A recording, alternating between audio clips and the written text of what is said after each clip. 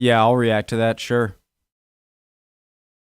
All right, guys, preemptive like. It's been a very long time overdue since the last time I watched a Yes Prime Minister. How many times am I going to say a Yes Prime Minister clip? And I'm getting back into it right now. Sir Humphrey's trick for a pay raise.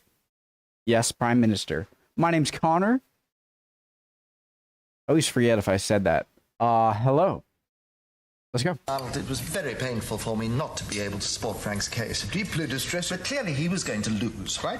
And that Wainwright female gave the Prime Minister a list of questions, plus the suggestion that they stop us handling our own pay claims and let a select committee of Parliament decide on them. Appalling.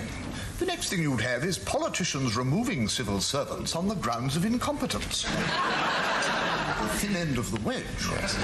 Arnold, I need your help. Clearly, Frank's claim is discredited, but I need to get us the pay rise in order to consolidate my own position. Now, what would you do in my place? In fact, what did you do when you were Cabinet Secretary? You say Frank used the normal formula, comparable jobs in industry. That's right.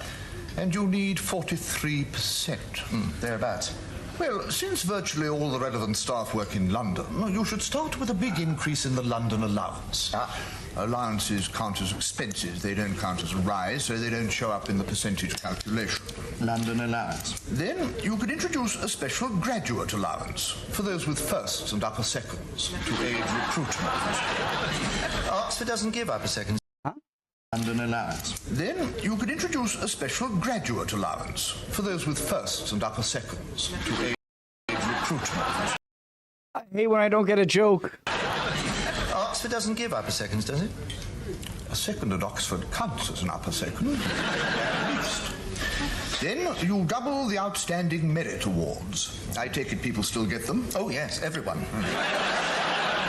They don't count as rises either. Are we getting there?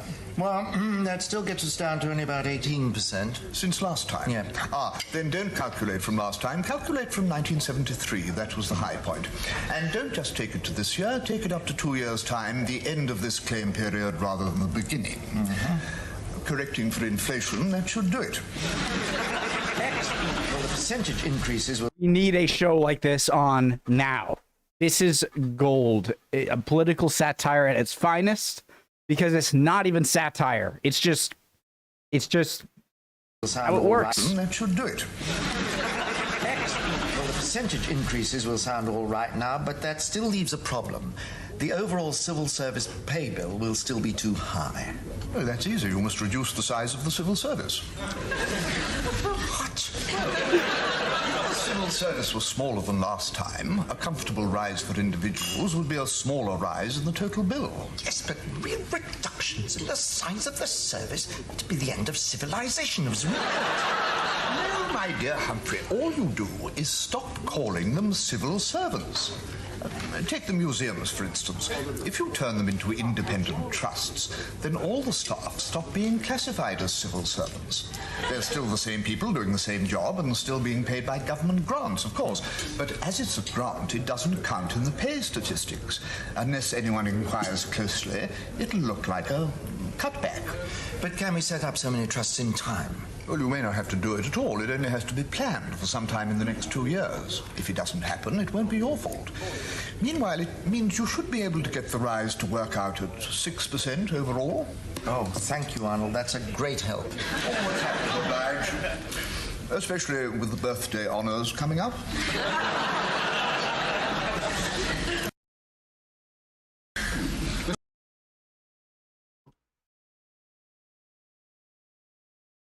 What? Shouldn't the people kind of at the top... I know that this is a naive statement, okay, but I'm still going to say it no matter what, all right? Shouldn't you, if you're at the top, like, and, you know how, like, super rich people kind of, they have better, like, accountants or tax people and lawyers, and they can find certain loopholes around it? Shouldn't we have people who, like, find those loopholes? Oh, my God. Oh, my God. 6%. Great, we'll have to proceed. Shouldn't we have people find those loopholes and then, like, close them? Or, like, find loopholes in politics and be like, oh, we should close that. You know what I mean? We should find a way. But no, it's just... It's... This looks much more reasonable. Yes. Well, of course, the lower grades will have to go through the normal procedures, but may I suggest that the first division claim should be processed with the utmost secrecy and speed? Secrecy, why? Well, if there were widespread discussion, it might backfire. Some of our people might want to put in a much bigger claim, much better to present them with a fait accompli, you see. And may I advise against letting advisors see it? Are you sure your colleagues would accept such a small rise, 6%?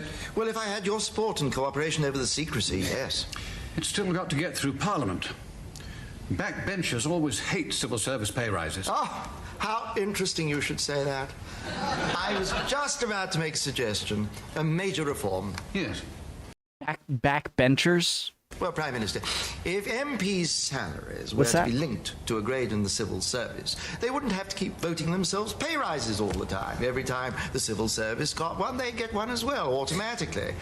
And if MPs' pensions were to be index-linked as well, it would make them much less hostile to civil service pay claims. It certainly would. Excellent. Thank you, Humphrey. Prime Minister.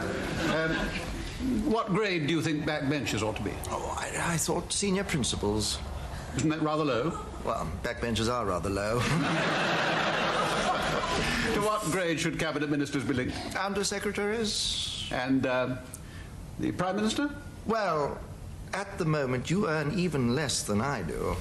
Why don't you grade yourself as a permanent secretary? Thank you, Humphrey. After all, Brilliant. this is a partnership. Yes. A real partnership. Yes, Prime Minister. That's the name of the show. You grade.